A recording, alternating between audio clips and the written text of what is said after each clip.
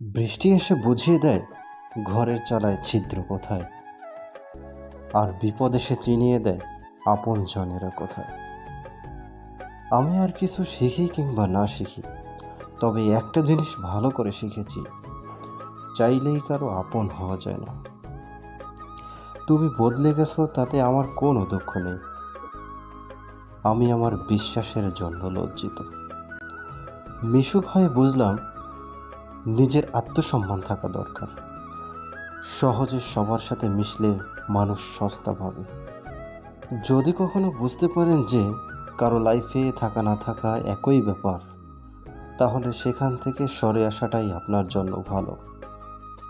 কারো পছন্দের হওয়াটা সহজ, কিন্তু সারা জীবন কারো পছন্দ হয়ে থাকাটা অনেক কঠিন।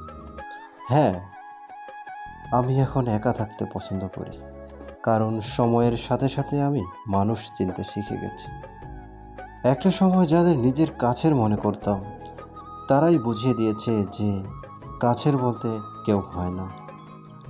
সবাই বলে সময় দিলে সম্পর্ক বাঁচে, তাই আমি সময় দিয়েছিলাম, মন দিয়েছিলাম, নিজেকে দিয়েছিলাম।